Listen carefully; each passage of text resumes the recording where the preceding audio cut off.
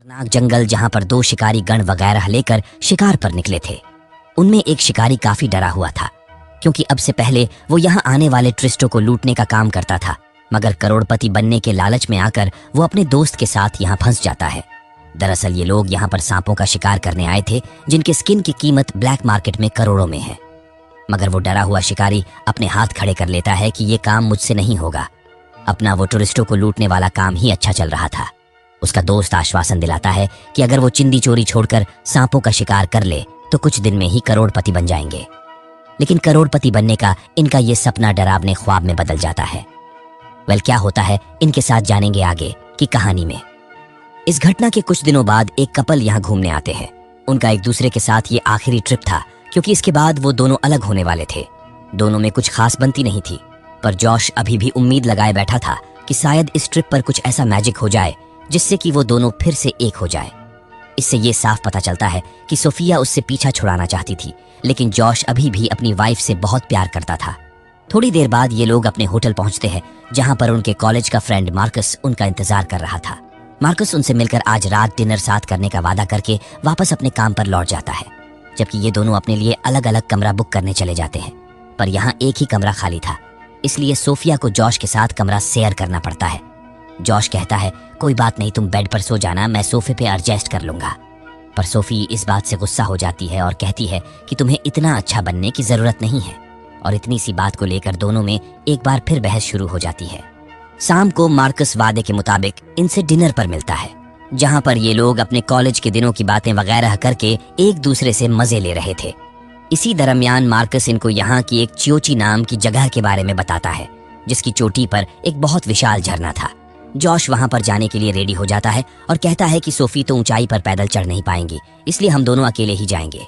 इस पर सोफी गुस्सा हो जाती है और कहती है कि तुम कौन होते हो ये डिसाइड करने वाले कि मैं कहाँ जाऊंगी कहाँ नहीं जाऊंगी, और उठकर यहाँ से चली जाती है, जिसे देख मार्कस यकीन नहीं कर पा रहा होता कि इनके रिलेशन इतने खराब हो चुके हैं।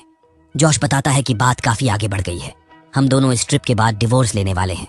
कुछ देर तक बातें करने के बाद जॉश कमरे में जाता है, जहां पर सोफी बेड पर अकेली सो रही थी।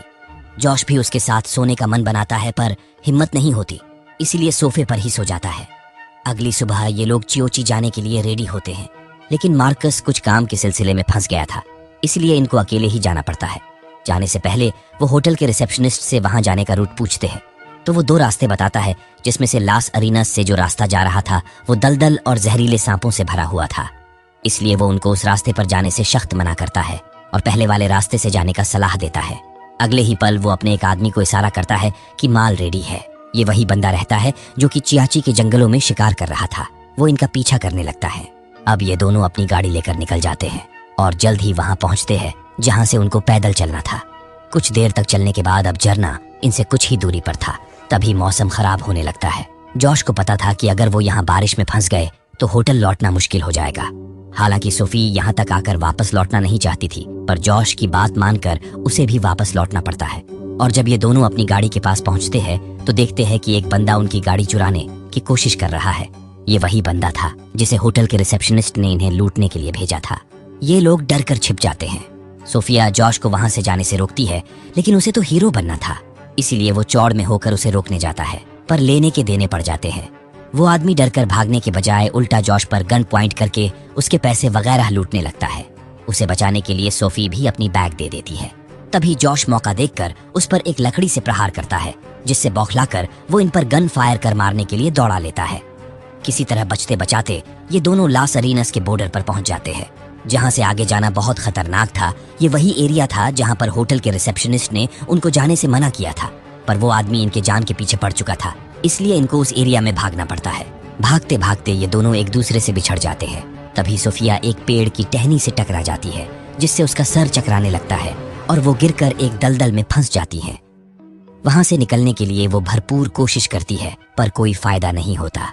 इसी बीच जॉश उसे ढूंढते हुए आ जाता है और उसे दलदल में फंसे देख एक लकड़ी के सहारे बाहर निकालने की कोशिश करता है, लेकिन लकड़ी टूट जाती है, जिससे इरिटेट होकर वो छटपटाने लगती है। जॉश चिल्लाता है कि अगर वो ज्यादा हिलेगी तो अंदर धंस जाएगी, लेकिन पैनिक होने की वजह से वो उस पर ध्यान नहीं देती और देखते ही देखते उसका पूरा शरीर अंदर धंसता चला जाता है, जिस वजह से जॉश को उसे बचाने के लिए दलदल में कूदना पड़ता है। वो उसे बचा तो लेता है, लेकिन अब वो दोनों इस सुनसान जंगल के बीच इस दलदल में फंस चुके हैं जहां से बाहर निकलना लगभग नामुमकिन था। दूसरी ओर मार्कस काम से फ्री होकर जॉश के होटल पहुंचता है, जहां पर उसे एक वॉइस मैसेज मिलता है कि वो लोग चियाची के लिए निकल चुके हैं, उन्हें काफी लेट हो सकता है, इसलिए अब वो अगले दिन मिलेंगे। पर उसे कहां पता था कि वो दोनों मुसीबत में हैं। यहीं पर सोफिया एक सांप का अंडा देखती है। उसे लगता है कि वहां पर जमीन हार्ड होगा, इसीलिए वहां तक पहुंचने के लिए जॉश को उसे ऊपर की तरफ पुश करने के लिए कहती है। पर जॉश जैसे ही उसे पुश करता है, अंदर धंसने लगता है।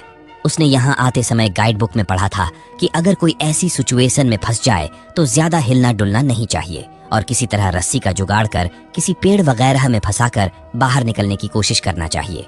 लेकिन इनके पास तो इनका बैग पैक भी नहीं था। तभी सोफी को नीचे कुछ होने का आभास होता है। जब वो चेक करते हैं तो उन्हें वहां एक बॉडी मिलती है, जिसे देख सोफी डर जाती है।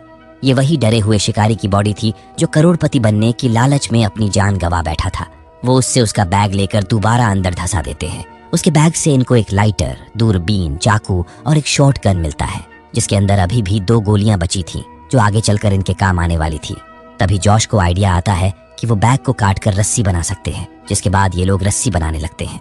दूसरी ओर मार्कस लॉबी में बैठकर कुछ वर्क कर रहा था। तभी वो सोफी का बैग उस लुटेरे के पास देखता है और तुरंत उसके पास जाकर पूछता है कि तुम्हें ये बैग कहाँ से मिला? ये बैग मेरे फ्रेंड का है। पर वो बैग लेकर भागने लगता है, जिस वजह से दोनों के बीच हाथापाई हो जाती है। तब तक होटल वाले पुलिस को फोन कर देते हैं और पुलिस आते ही दोनों को उठा ले जाती है।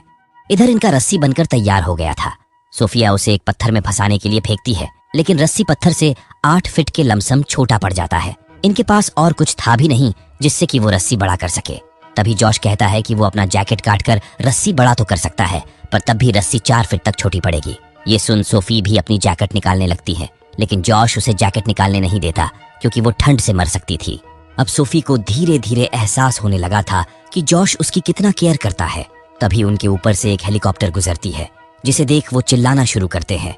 हेलीकॉप्टर में बैठे लोग उन्हें सुन ले ये पॉसिबल नहीं था और एक बार फिर विफल होकर दोनों की आंखों से आंसू छूट जाते हैं, क्योंकि उनके पीछे 2 बच्चे भी थे जो उनके बिना कैसे रहेंगे, ये सोच सोच कर दोनों और परेशान हो रहे थे। तभी सोफिया के गर्दन पर चींटियां काटने लगती है, जो कि उसके बर्दाश्त के बाहर था।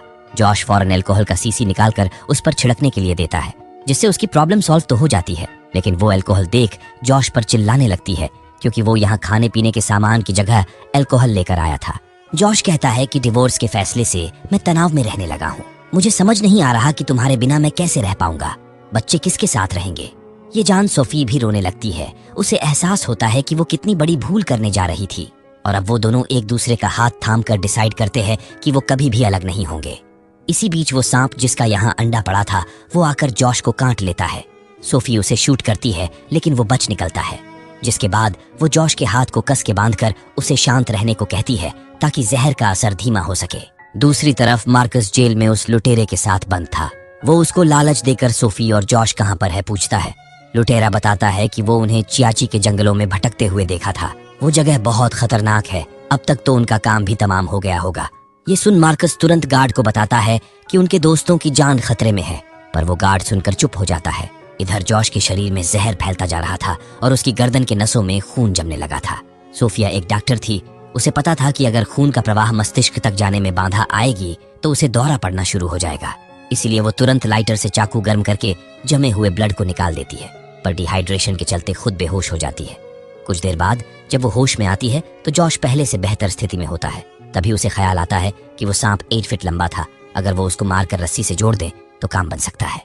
जिसके बाद वो दूरबीन से सांप को ढूंढकर उसे गुस्सा दिलाने के लिए उसके तरफ सामान फेंकना शुरू करती है, जिससे वो सांप बौखलाकर इनकी तरफ चल देता है। करीब आते ही सोफिया उसे शूट करती है, लेकिन निशाना चुक जाता है और अगले ही पल वो उसे जकड़ लेता है। तभी जॉश चाकू उसके आर पार कर देता है। सोफी तुरंत उसे रस्सी में बांधकर पत्थर की तरफ फेंकना शुरू करती है। 2-3 बार कोशिश करने के बाद रस्सी पत्थर में फंस जाता है, जिसके सहारे वो बाहर निकल जाती है। पर अब उसे जॉश को भी बाहर निकालना है, लेकिन उसके हाथ पांव जकड़ चुके थे। वो कहता है कि मैं मूव नहीं कर पा रहा, तुम्हें यहाँ से अकेले ही जाना होगा। अब सोफी मदद बुलाने के लिए लड़खड़ाते हुए जंगल से बाहर की तरफ चल देती है, पर उसे चक्कर आ रहे थे और जगह जगह दलदल मौजूद था। ऐसे में इस जगह से निकलना बहुत मुश्किल था। एक जगह तो दोबारा दलदल में गिरने से बचती है और गिरते पड़ते किसी तरह जंगल से बाहर निकल जाती है, पर उसे नहीं लग रहा था कि वो बच पाएगी। तभी सामने से लाइट नजर आता है। दरअसल मार्कस बचाव दल के साथ यहाँ आ चुका था। ये लोग सोफी के साथ साथ मार्कस को भी बचा